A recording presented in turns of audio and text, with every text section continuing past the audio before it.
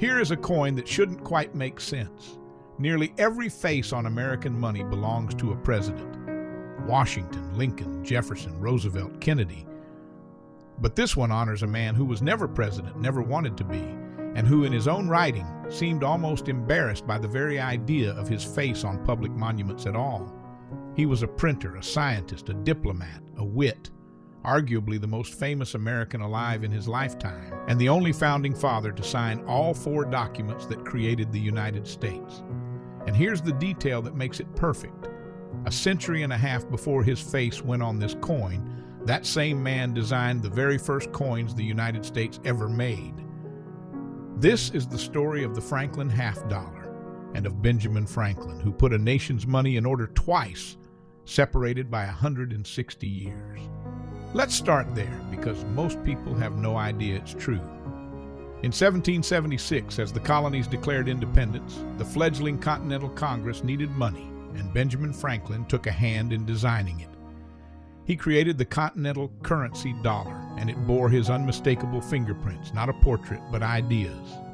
On the front, a sun shining down on a sundial with the Latin word Fugio, I fly, and beneath it a plain, practical instruction that could only have come from the author of Poor Richard's Almanac, mind your business. Put them together, and it's a tiny sermon in metal. Time flies, so tend to your work. On the back, 13 linked chain rings, one for each colony, encircling 3 words, "We are one." Then in 1787, that same design was reborn as the Fugio Cent, by many accounts the first official coin authorized by the United States. The sundial, the mind your business, the 13 linked rings, the "We are one." Historians have traced the design and its mottos directly to Franklin. So consider the symmetry. The first coin the United States ever struck was, in effect, a Benjamin Franklin coin, carrying his wit and his plea for unity.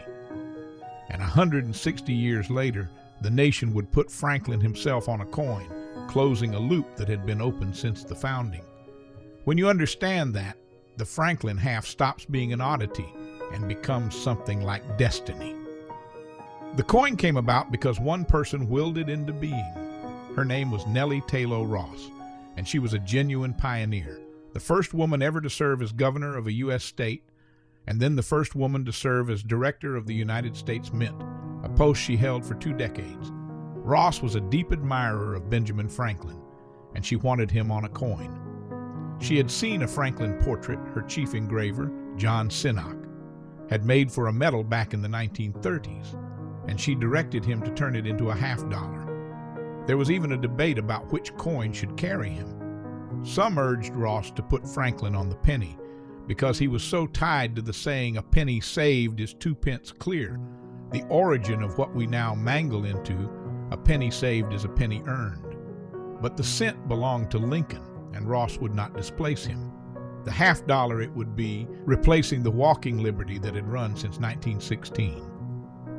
The portrait itself reaches back once again to a face captured from life. It's based on a bust of Franklin by the French sculptor Jean-Antoine Houdon, the same master sculptor whose life mask of Washington gave us the face on the quarter. Houdon had sculpted Franklin from life during Franklin's years as America's ambassador to France, where the old man was a genuine celebrity, mobbed in the streets of Paris. So the Franklin on the half-dollar is the real Franklin, modeled by an artist who sat in a room with him. On the reverse went the Liberty Bell, and with it some genuine controversy. The nation's Commission of Fine Arts, the body that reviews coin designs, looked at Sinnock's coin and disliked 2 things. First, the eagle. By law, every half-dollar had to bear an eagle, but Sinnock's eagle is a tiny, almost apologetic little bird tucked off to the side of the great bell, so small it looks like an afterthought. The commission thought it was feeble and unbecoming. And second, and stranger, they objected to the crack. Sinnock had faithfully rendered the Liberty Bell exactly as it is, famous fracture and all. And the commission worried quite seriously that showing a cracked bell on the nation's money would invite jokes and ridicule, that comedians and critics would have a field day with cracked American money. The Mint overruled them and kept the crack, and history proved the commission wrong. The cracked bell is now one of the most beloved reverse designs in American coinage. But the controversy the public actually latched onto was something else entirely, and if you've been following these stories, you'll recognize it. Down at the base of Franklin's shoulder sat the designer's initials, JRS, for John R. Sinnock. And this was 1948, the dawn of the Cold War, with America gripped by fear of hidden communists. So a rumor spread, exactly as it had on Sinnock's Roosevelt dime 2 years earlier, that the initials were a secret tribute to Joseph Stalin, planted by a Soviet sympathizer inside the mint. It's the same phantom, the same paranoia chasing the same engraver across two different coins. And it was just as false the second time. There was no Stalin, no Soviet plot, just a man's ordinary initials in the ordinary place. In fact, some believe Sinnock had added his middle initial precisely to distinguish himself after the JS on the dime first sparked the whisper. The mint dismissed it, and the coins kept coming. There's a poignant footnote to Sinnock himself. He completed his designs for the Franklin half only a few weeks before he died in 1947. He never saw his Franklin enter circulation. His successor, Gilroy Roberts, finished the work and shepherded it out. And that name should sound familiar because Gilroy Roberts is the very man who 16 years later would design the Kennedy half-dollar that replaced this coin.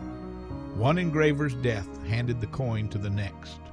That next engraver would end up bookending the entire Franklin series himself. Now to the substance collectors care about, because this is one of the purest silver coins in the whole American series. Every Franklin half-dollar struck from 1948 through 1963 is 90% silver. There is no exception, no transition year to remember, no check the date asterisk like the ones that haunt the dime and quarter and Kennedy half. The entire run is silver, start to finish. Each coin holds about 1/3 of an ounce of pure silver, which means every single Franklin half in existence is worth many times its 50-cent face value in metal alone. For anyone hunting silver through old coins, the Franklin is beautifully simple. If it's a Franklin, it's silver. Full stop. Collectors do prize one detail above all, and it lives on that controversial Liberty Bell. Look closely at the lines running horizontally across the bottom of the bell. On a coin struck with full force from a fresh die, those lines are complete and clearly separated. Collectors call it full bell lines, and it's the Franklin's version of the full bands on a Mercury dime or the full steps on a Jefferson nickel. That tiny margin of a perfect strike that turns an ordinary coin into a treasured one. Because the bell sits at a high point of the design, those lines were often struck weakly. So a true full bell lines Franklin can be worth a substantial premium. And then in 1963, the coin's life was cut short, not by the usual 25-year rule, but by tragedy. When President John F. Kennedy was assassinated in November of 1963, a grieving nation wanted him on a coin immediately, and the half-dollar was chosen. So the Franklin half, after only 16 years, was retired to make room for the Kennedy half-dollar. And here is where Benjamin Franklin gets the last quiet word, because he would very likely have approved of stepping aside. Franklin was deeply uneasy about the cult of the individual, about turning living or celebrated men into monuments. He was a Republican to his core, suspicious of anything that smacked of vanity or the trappings of monarchy. In his own writings, he made light of grand memorials and the glorification of great men. He preferred usefulness to pomp, the practical over the ceremonial. This was a man who, when he designed America's first money, put no face on it at all. Just a sundial, a piece of homely advice, and a plea for unity. He chose mind your business over any portrait, including his own. So there is something fitting, almost gently ironic, in the whole arc. The founding father, least comfortable with self-glorification, spent 16 years on the nation's half-dollar and then yielded it without fuss to a fallen president the country needed to mourn. Franklin, one suspects, would have tipped his hat and told them to get on with it. So look again at that coin, the bold, plain profile of a man in his spectacles, and on the back a cracked bell and a little eagle the critics wanted gone. It carries the face of the only founding father to sign the Declaration, the treaty with France, the peace with Britain, and the Constitution. It's pure silver from its first year to its last. It survived a Cold War ghost story and a fight over a crack that everyone now loves. And it belongs to the same man who, 160 years earlier, designed the very first coins the United States ever made, telling his countrymen to mind their business and reminding them that for all their differences, they were one. That is the Franklin half dollar, a coin that closed a circle 2 centuries in the making.